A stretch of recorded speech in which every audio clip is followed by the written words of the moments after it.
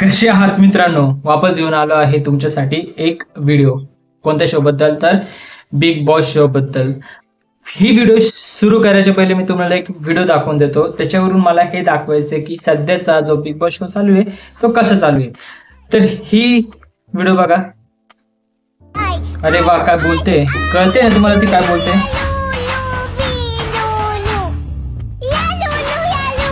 तर काहीसा व्हिडिओ जसा आहे, काही कळत नाही ना, तसा बिग बॉसचा शो आहे. सध्या काहीच कळत नाही की काय चालू आहे काय नाही. अचानक हे काय आलं योगिताचं? मला इथे करमत नाहीये बिग बॉस, मला जायचंय. मला खूप असं ते एक झालं होतं ना का, कसं तरी होतं. एक व्हिडिओ व्हायरल झाली होती, तसं तिला बिग बॉसच्या घरात कसं तरी होतंय. आणि दुसरा हप्ता नाही झाला का लगेच तिला जायचंय. हेच कारण असेल अंकिताने तिला नॉमिनेट करण्यासाठी प्रोत्साहन केलं असेल. सगळे म्हणत होते ना का अंकिताने गद्दारी केली, पण ही गद्दारीने कदाचित हीच बोलली असेल योगिता की मला करमत नाही बिग बॉसच्या घरातून, मला जायचंय. अरे कोणाला संधी भेटत नाही, तुम्हाला संधी भेटते, तुम्हाला त्याची किंमत राहत नाही, बरोबर ना? कदाचित तिच्या जागी आम्हाला सारखा कोणाला एखाद्या मुलाला संधी भेटली असती तर अजून एक तिची लव्ह स्टोरी पाहता आली असती, म्हणजेच अंकिताची सुद्धा. पण ती संस्कृती जपून येते, मग संस्कृती जपून का ना मराठी मूवी स्टोरी पाहता आली असती. का प्रेम कोणी करू शकत नाही? प्रेम संस्कृती विरुद्ध थोडी आहे, प्रेम तर करू शकतोच ना. पण प्रेम ही एक वेगळी गोष्ट आहे आणि अट्रॅक्शन ही वेगळी गोष्ट आहे. आता एक आहे रशियन आलेली आहे, तिचं नाव काहीतरीच नाव आहे रशियनचं, असं काय पण नाव असं, विसरलो मी नाव, लक्षात ठेवण्यासारखं तर नाहीये. पण तिचं वय माझ्या पक्क लक्षात आहे. तिचं नाव लक्षात नाही माझा, पण तिचं वय लक्षात आहे. आणि तिचं वय आणि तिचा जो बायोडाटा आहे तो हे बघा, हा तिचा बायोडाटा आहे, हे तिचं वय आहे. आणि जो वैभव आपला Marathi serial star body builder, ज्याला आपण कधी कधी म्हणतो या, हा काय आहे तर एक बैल आहे. हा, रितेश देशमुख सरांनी सुद्धा आजच्या एपिसोडमध्ये डिक्लेअर केलं की हा जरासा बैलासारखाच वागतो. तर तो आणि ती मस्तपैकी प्रेमात पडायची ऍक्टिंग भारी करत राहिले. ऍक्टिंग करेगा तो तभी चलेगा, तभी तो लव्ह स्टोरी दिखेगा और तभी तो पैसा ही पैसा. तेच घेऊन कोण येणार आहे उद्या? अक्षय कुमारचे सगळे पिक्चर असंच वाटतं ना, माले. तर अक्षय कुमारची आठवण आली तर त्यांची एक व्हिडिओ मला इथे बघायला भेटते. शक्ल देखो कितनी भोली है लेकिन अंदर से लोमड़ी है. हीच व्हिडिओ पाहून आपल्याला हे लक्षात येते की जसं अक्षय कुमार बोलताय तसंच बिग बॉस मध्ये अनेकशे लोक पूर्णपणे काय तर कन्फ्युजिंग, त्यांना काय करतात काय सुचत नाहीये.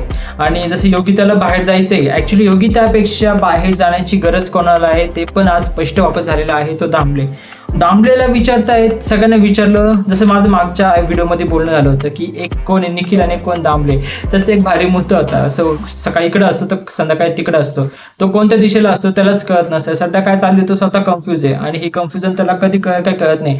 त्याचं डोकं कसं दिसतंय मला माहिती का? त्याच्या डोक्यामध्ये काय आहे का नाहीये मला हेच कळत नाही. हे बघा, हा फोटो मी त्याच्यासाठी टाकणार आहे. त्याचं डोकं असं दिसतंय, खोलून जेव्हा पाहिलं त्याच्या डोक्यामध्ये काय आहे का काहीच कळत नाही. कारण की जोपर्यंत रितेश सर बोलत होते तोपर्यंत त्या दामला कळत नव्हतं की रितेश सर नक्की काय बोलताय आणि काय नाही. ते जाऊ द्या. पण जान्हवीचा मुद्दा खूप झाला.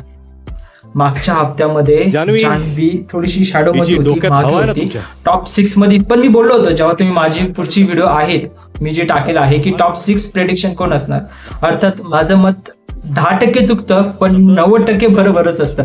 आणि म्हणून मी टॉप 6 मध्ये जान्हवीला टॉप 6 मध्ये टाकलं होतं. का? कारण की मला असं डाऊट होता की जान्हवी बॅक करेल आणि जान्हवीने नक्की बॅक केला. हो, पण तिची छवी कशी माहिती का? या व्हिडिओ सारखी.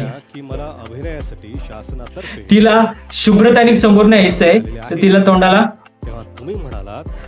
तिला फेमस व्हायचंय, पण तोंडाला तिला बोलायचंय, तिला हिट व्हायचंय, तिला घरामध्ये चालायचंय, पण तोंडाला तिला फेमस व्हायचं पण आहे, निखिलच्या पुढे पण जायचंय. आणि ती चांगलं बिग बॉस गाजवते, पण तिला स्वतःच्या तोंडाला ती तोंडाला काय छापून घेतीये तर काळ्या छापून घेतीये, बरोबर ना? तर जान्हवीची जी प्रतिक्रिया होती आणि जान्हवीला जेव्हा रितेश सर बोलत होते तेव्हा निकीची प्रतिक्रिया काय होती माहिती का? नाही माहिती? हे बघा वापस, हे बघा निकीची प्रक्रिया काय होती, ही होती. निकी अशा प्रकारे बघत होती, आईला जान्हवी माझ्या पुढे गेली, पण रितेश सरांना हेच पाहिजे होतं.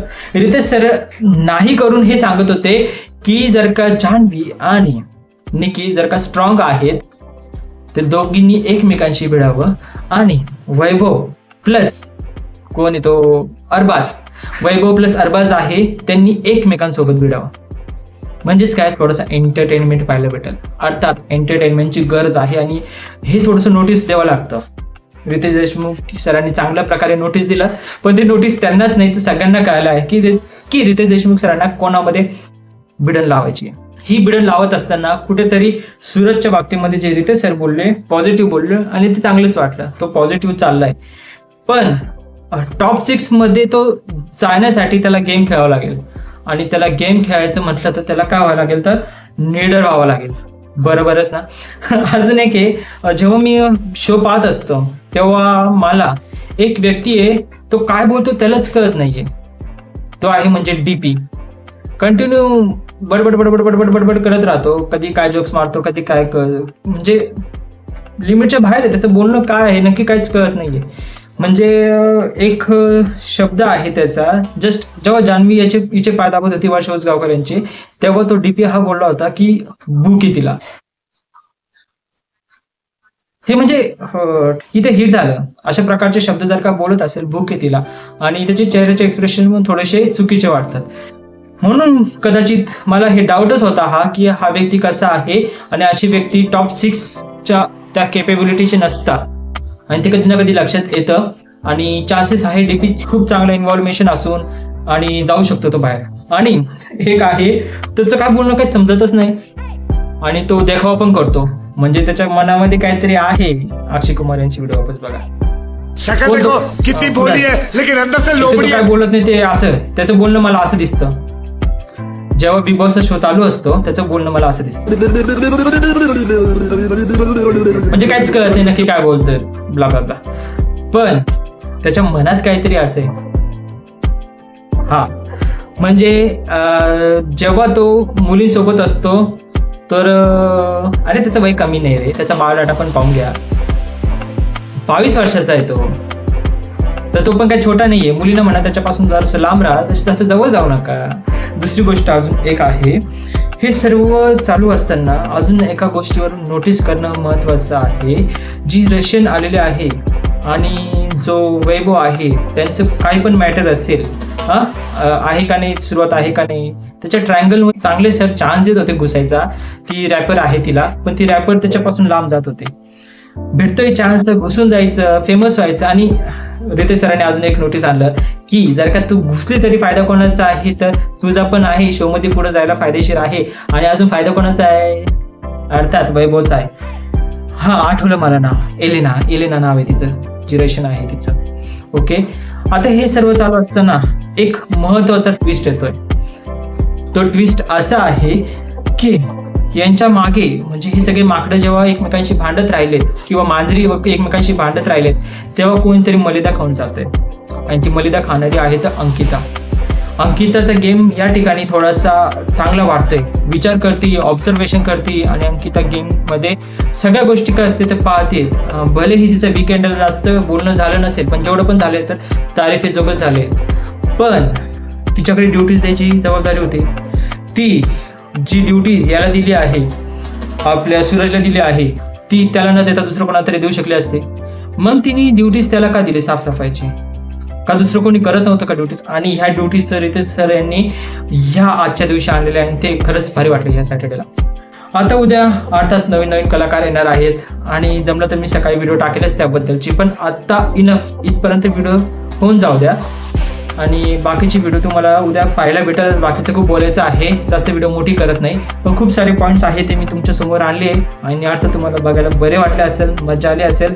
जर का नसेल आली तर पुढच्या व्हिडिओमध्ये मजा येईल. त्याच्यासाठी तुम्हाला पुढची व्हिडिओ पाहण्यासाठी काय करावं लागेल, सबस्क्राईब करावं लागेल चॅनल, तर चॅनल सबस्क्राईब करा आणि भेटूया पुन्हा पुढच्या व्हिडिओमध्ये. आणि बिग बॉस शो तुम्हाला आवडतो का?